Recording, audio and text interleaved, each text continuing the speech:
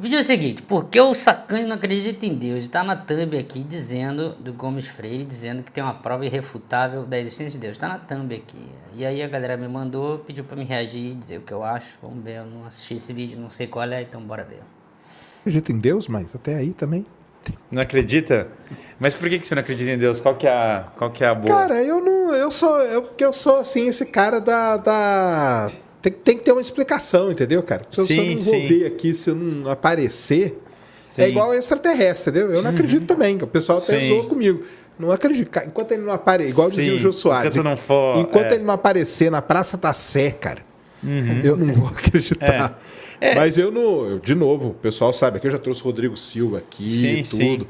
Eu não tenho problema nenhum, cara, minha mãe é espírita, entendeu? Sim. E então, meu orientador, cara, de mestrado e doutorado, monge budista. Sim. Monge budista. Sim. Então, assim, mas aí é uma coisa minha, né?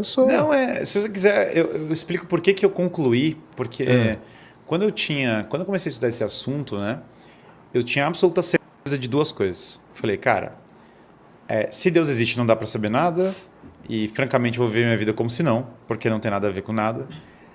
E a igreja era uma instituição manipuladora que controlou a história da humanidade e que era uma instituição pro mal. Esse é meu ponto de partida nessa discussão. E então eu entendo muito bem a perspectiva que parte do ateísmo, né? Porque era minha, entendeu? Então eu parti desse ponto. Entendi. E aí eu vou te falar um pouco a linha argumentativa que me fez concluir que Deus existe, que é uma via metafísica, né? Por quê? Eu diria que a discussão da ciência provar Deus, ela não tem nada a ver, porque o método científico não tem nada a ver com a discussão se Deus existe. Então eu diria que simplesmente não eu diria que é um objeto impróprio. Você está usando uma ferramenta de análise imprópria. Gostei. É isso aqui mesmo. Ciência para provar ou desprovar Deus é inútil. Assim como a discussão científica, o método científico não serve para discutir verdades de cunho moral, que é impróprio. E eu falo isso em defesa do método científico, não contra o método científico. Eu falo, cara, que é ridículo falar assim, vamos fazer um experimento da moral. Eu falo, cara, não é assim que funciona. Verdades de cunho moral são de outra natureza. Então tem uma série de coisas que verdades de cunho lógico são de outra natureza. Você não usa a ciência para provar a verdade de cunho lógico. Então eu diria, em primeiro lugar, que usar a ciência para provar ou desprovar Deus é um erro de objeto. Simplesmente o objeto não se aplica. Até porque usualmente você está usando ferramentas de análise material para falar literalmente de um objeto de análise material. Portanto, você não vai conseguir usar a ciência para provar que A igual a A, que dirá porque seria argumentar em círculo, que dirá provar que Deus existe. Então esse seria o primeiro ponto, que não é por aí. Daí, por isso que eu sempre acho um pouco louco. A perspectiva é mais comum, não estou falando isso para começar a polêmica religiosa, mas eu vejo que a linha argumentativa mais protestante, ela é um pouco exótica para mim. Talvez da minha perspectiva mais católica, tomista, ela é meio exótica, porque ela, ao invés de ir para a metafísica, ela tenta entrar numa discussão científica que eu, francamente, não acho que vai chegar na conclusão que Deus existe, entendeu? Pela ferramenta que a galera está debatendo. Eu acho que simplesmente não é por aí que esse tipo de argumento não me convenceria olhando por aí. Isso eu acho que é meio coisa de protestante, mas não estou falando como pejorativo em relação aos protestantes, eu estou falando que não é incomum.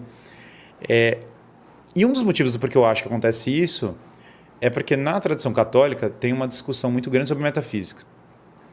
E a metafísica foi muito perdida como ferramenta de análise. E eu diria que o argumento fundamental para a existência de Deus, ou todos os argumentos bons, são metafísicos. Eles não são argumentos científicos, eles não são argumentos de cunho experimental, porque não faz o menor sentido, e eles são argumentos fundamentalmente de cunho metafísico. Bom, qual que é o argumento metafísico para a existência de Deus que eu acho fascinante? Então, primeira coisa, Aristóteles, quando ele vai discutir na metafísica, uma das grandes bases da metafísica é a discussão sobre atualidade e potencialidade. Então, atualidade nada mais é do que uma coisa que é efetivamente, e potencialidade é uma possibilidade. Então, essa garrafa pode cair, ela tem a possibilidade de cair, e ela está do jeito como ela está. Se ela cair de fato, a atualização dessa potencialidade, que é o que Aristóteles chama de movimento. Movimento para Aristóteles não é um movimento mecânico, né, que a gente está acostumado do Newton e outros. O que ele quer dizer por movimento, na verdade, o termo... Essa mudança aí, né? Que é a passagem da potência ao ato. Então, essa garrafa, se ela não tivesse potencialidade de cair, simplesmente não se aplicaria a queda dela, portanto, a potencialidade não é total. No entanto... É interessante que existe até esse conceito na física, né? Potencial. Você pode ter energia potencial. Eu achei interessante fazer um paralelo da física com o que ele acabou de dizer ali do Aristóteles. Você tem energia gravitacional potencial, energia mecânica, né? Potencial elétrico. Tanto, Aristóteles vai falar tudo do que nós... Se eu pegar, sei lá, essa fonte aqui que está na minha mão, ela estava aqui em cima da mesa. Se eu levanto isso daqui e seguro, eu tenho uma energia potencial aqui. Porque até eu soltar para cair em cima da mesa, é só potencial, né? Achei interessante. Nós percebemos no mundo está em movimento. Porque tudo que nós percebemos está passando da potência ao ato o tempo todo. Todas as coisas sempre têm algo que era potencial e que está se atualizando. E essa é meio que a estrutura metafísica básica. Bom, só que aí nós vamos perceber um problema nessa cadeia. Por quê? Sempre que nós passamos da potência ao ato, nós precisamos de algo em ato anterior à potência. Então a sequência PA não pode existir. Por que não pode existir? Porque, do contrário, eu teria que admitir a geração espontânea, que acontece por nenhuma causa. Por que cai essa água? Por nada. Ela cai porque ela cai. Porque, simplesmente, potências podem se atualizar do nada. Do nada, uma coisa pode acontecer sem um motivo. Não, Aristóteles fala, justamente porque nada pode ser totalmente arbitrário, arbitrário que eu quero dizer, sem uma causa, é necessário algo em ato anterior para que a potencialidade se atualize. Então, tem um outro ato externo ou interno, ou seja... vinculada à própria... alguma coisa que é o ex nihilo, né? Faz cair. Algo real é necessário para que a água caia. Se algo fosse só potência, não atualizaria. Então, a sequência natural não é PA, ela é APA. Ou seja, um ato move algo da potencialidade para a atualização dessa potência. Que é força igual a massa vezes aceleração. Pois é, uma série de coisas, Aristóteles argumentaria que 1000 coisas que você vai ver na realidade, que você pode discutir de vários itens, vão se... Depende. Em relatividade geral não é, Sérgio.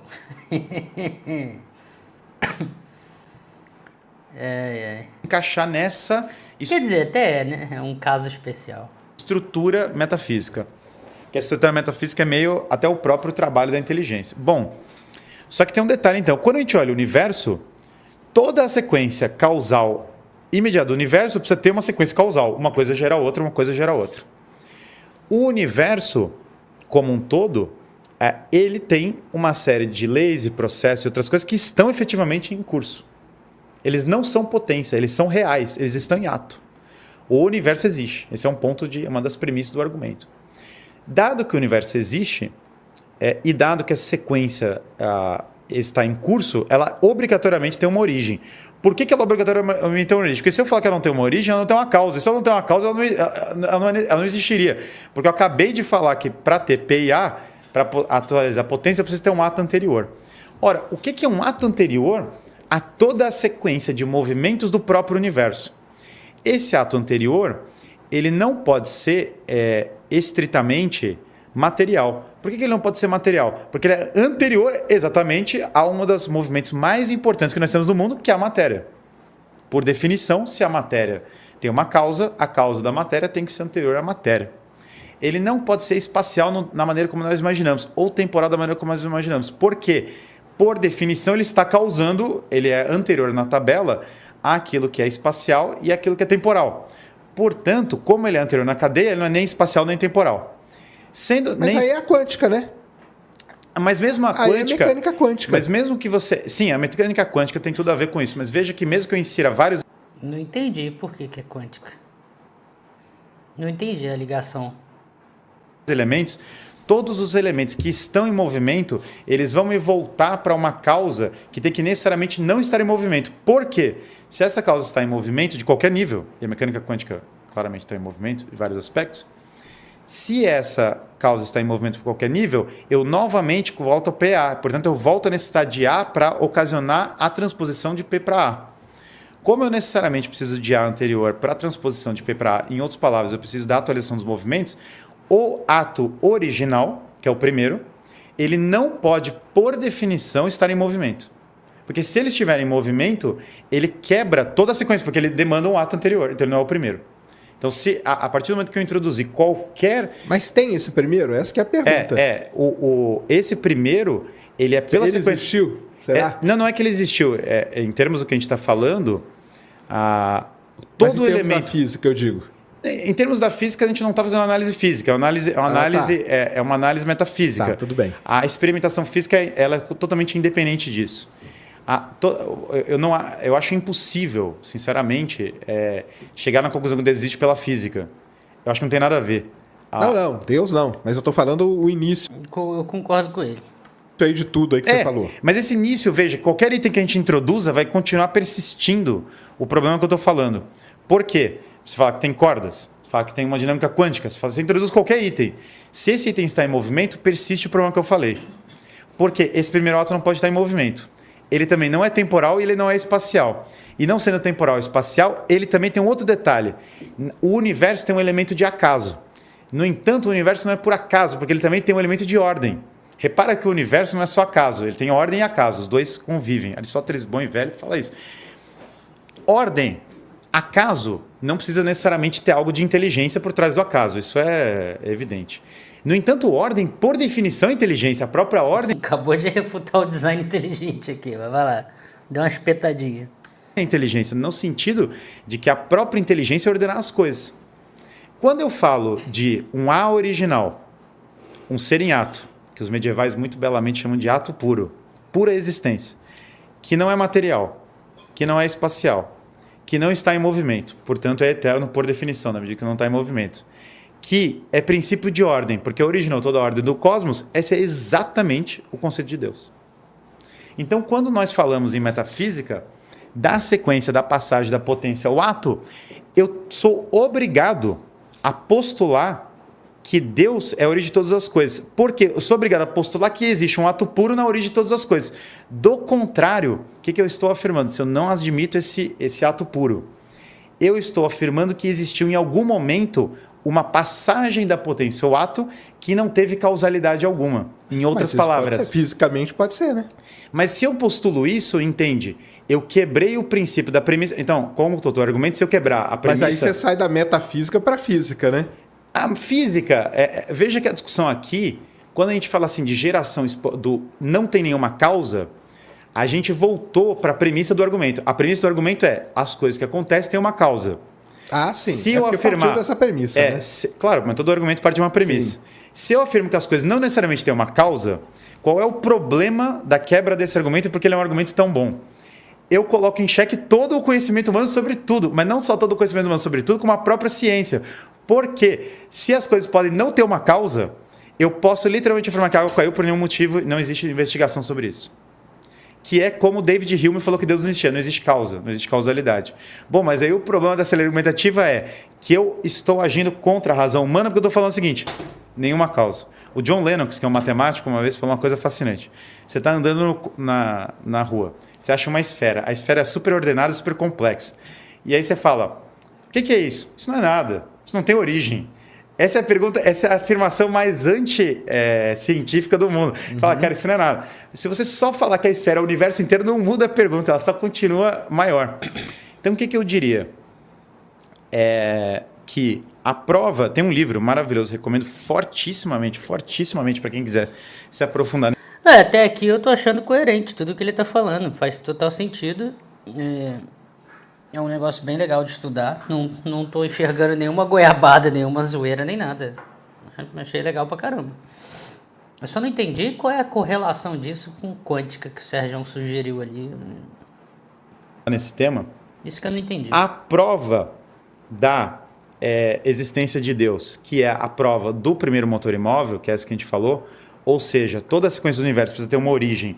Essa sequência é ato puro, ela é extremamente fantástica. O livro do Edward Feser, que aliás é filósofo da ciência também, baita cara, chama Refutando o Neoateísmo. A última superstição, 2 pontos, refutando o neoateísmo. E o que eu acho maravilhoso do Feser, que eu acho melhor que a maior parte dos argumentadores sobre esse assunto, é que ele resgata... Primeiro que ele entende ciência, portanto ele não perde o tempo dele usando uma argumentação circular para falar disso. Porque, veja, por definição física, eu estudo da natureza, não tem outro negócio. Se eu estou falando da origem da natureza, o estudo da natureza não vai me entregar uma resposta da origem da natureza. Só uma análise lógica, que é o que a gente está fazendo, é uma análise puramente, é lógica pura. A gente não está usando experimento. Experimento algum vai me mostrar isso. Só a lógica pura vai me aventar. Quando eu li e entendi isso, falando agora de um ponto de vista pessoal, eu olhei e falei, caramba, calma. Deixa eu entender, eu parei assim, todo o meu negócio eu parei e falei, calma. Para meu choque, uma grande parte de pessoas na história da humanidade se convenceram por esse mesmo argumento, e esse argumento está circulando aí a tal. Eu empilhei livros ateus, vários, comecei a empilhar vários. Comecei a tentar um bom argumento para refutar as 5 vias de São Tomás, não um bom argumento para outras vias piores. Quanto mais eu achava, eu falava, cara, não tem uma desgraça num argumento que está indo nessa linha, entendeu? A galera vai por outras vias, vai por outros caminhos. Mas o bom e velho São Tomás, ninguém está batendo. E na medida que eu fui empilhando, eu comecei a reparar uma coisa. E empilhei outros tantos argumentos, para quem riu da palavra prova. A prova em sentido metafísico é diferente de prova em sentido científico. A gente está usando outra terminologia. Tem que falar aqui que a gente está falando de metafísica. Cara. A gente não está falando de... Isso aqui não é ciência, isso aqui é metafísica. São coisas, são áreas do conhecimento separadas. Por isso que o que eu estou propondo aqui eu não estou propondo prova nenhuma para a existência de Deus científica. Estou até absolutamente cético da possibilidade de tal prova. Estou propondo uma prova metafísica, é uma outra coisa. Aí eu empilhei os livros ateus, vários, Dawkins, a galera toda, comecei a ler. E eu empilhei outros livros cristãos, desses que eram de linha metafísica. Eu comecei a ler, eu falei, cara, tem um problema aqui para mim, né? Os livros ateus que eu estou lendo conhecem o argumento, e incito as pessoas a ler esse livro do Fraser, fortemente. Os livros ateus que eu estou lendo conhecem o argumento, não conhecem o argumento cristão. Mas os livros cristãos conhecem o argumento ateu. Eu falei, alguma coisa está errada nessa história. Porque nunca no livro ateu eu estou vendo um argumento cristão bem colocado. O argumento cristão que eu falo, na verdade, é o argumento metafísico que vem de Aristóteles. Essa demonstração que a gente está falando está na metafísica de Aristóteles. Não foi criada por ninguém cristão, é anterior ao cristianismo. Lembrando que Sócrates, Platão e Aristóteles concluíram que existia um Deus único. Sem cristianismo, sem fé, sem nada, por meio da razão natural, falar, cara, a única possibilidade é que existe um Deus único. Então isso aqui é independente da fé da pessoa. Eu, particularmente, sou uma pessoa que tem fé, mas isso não prescinde da fé. Claro, de uma maneira muito notória, o padre Copleston, que escreveu a História da Filosofia, reiterou esse debate com Bertrand Russell, de uma maneira muito notória no começo do século XX. E aí eu fui assistir esse debate, e aí eu entrei numa coisa, Sérgio, porque é o seguinte, eu comecei a ler tudo para me provar errado. Porque eu falei, cara, entendi. Se alguém provar que esse argumento tão simples, que eu acabei de falar, mas ao mesmo tempo belo, porque a simplicidade também é beleza em termos científicos, que esse argumento está lá no Fez, está lá em São Tomás, que está literalmente na Suma Teológica. Texto medieval, Idade das Trevas, está lá escrito, mas está na Metafísica de Aristóteles. Se alguém me provar esse argumento errado, beleza, eu não preciso acreditar. Aí você está tentando. Eu estou há 32 anos... esperando alguém me provar esse argumento como errado.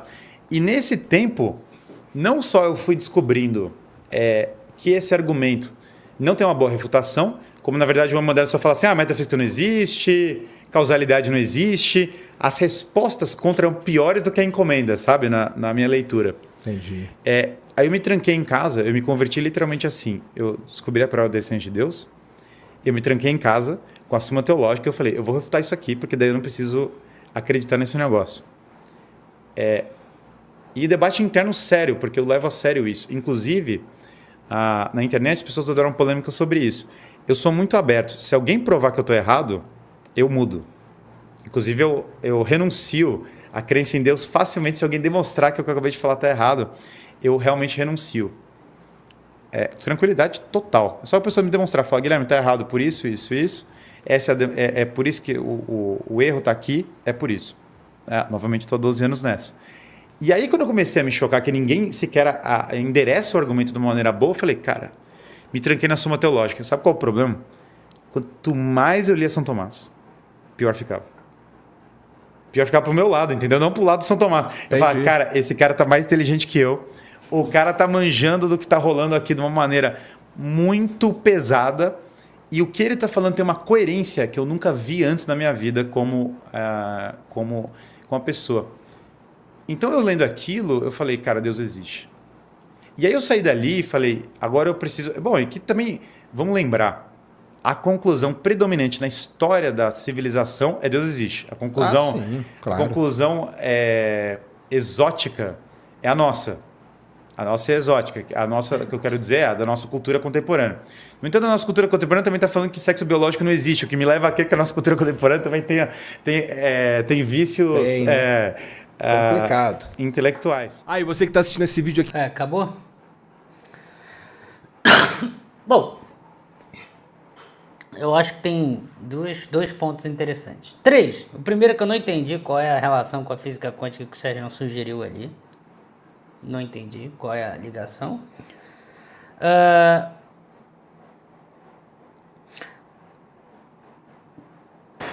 Talvez uma possível falha seria o salto lógico de concluir que é Deus.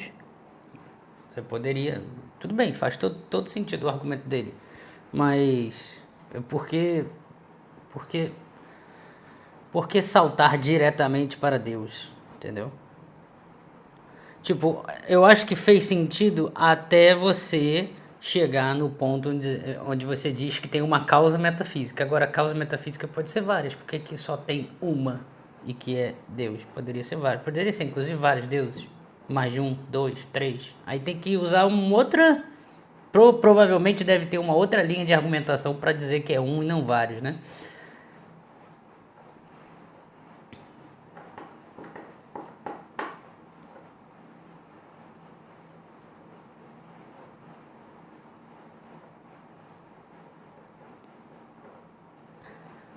Um comentário legal que eu gostaria de fazer é: essas discussões são fodas quando bem feitas. Pelo menos pra mim pareceu um cara foda pra conversar sobre isso. Diferente dessas bostas, só falando desse jeito, diferente das bostas que a gente vê na internet o tempo inteiro. Essas porra desses caras zezão de terra jovem, o caralho, essas merda. Entendeu? Eu ainda permaneço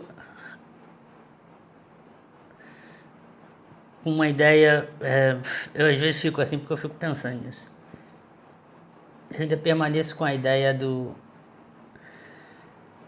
Pense no universo inteiro, tudo que existe como uma entidade só, única. Por estresse, digamos assim, se manifesta em uma organização específica de matéria, que é o que a gente chama hoje de ser humano inteligente, porque o estresse é tentar entender a si mesmo, não é isso? Então basicamente aquela famosa frase, então basicamente nós somos o universo se manifestado assim, de forma consciente, inteligente, de tentar entender a si mesmo, isto é, o universo tentando entender o próprio universo, da onde ele veio, por que surgiu, o que tem antes, da onde veio. É o puro agnosticismo, digamos assim.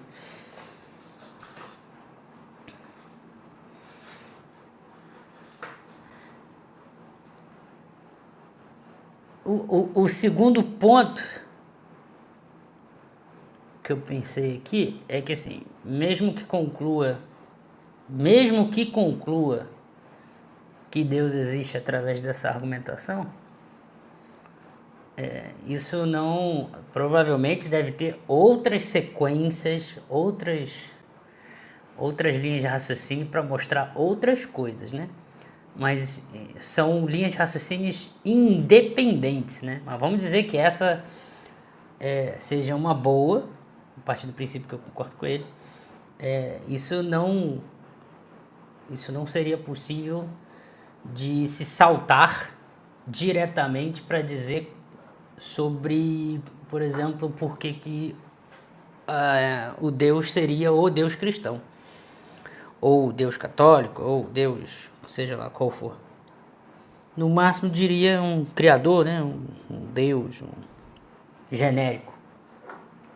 Pior ainda é você colocar os dogmas em cima, os dogmas religiosos. Então, e aí, dependendo das diferenças culturais, inclusive, né, de cada país social, aí o negócio se torna pior ainda, né? Que é partir Primeiro usa-se isso como argumento de que Deus existe, aí depois você continua dizendo, logo você deve usar esse tipo de roupa, comer esse tipo de comida, agir dessa maneira na sociedade, fazer isso daqui, porque aí agrada e isso daqui não. Entendeu? Esse é o maior problema, digamos assim.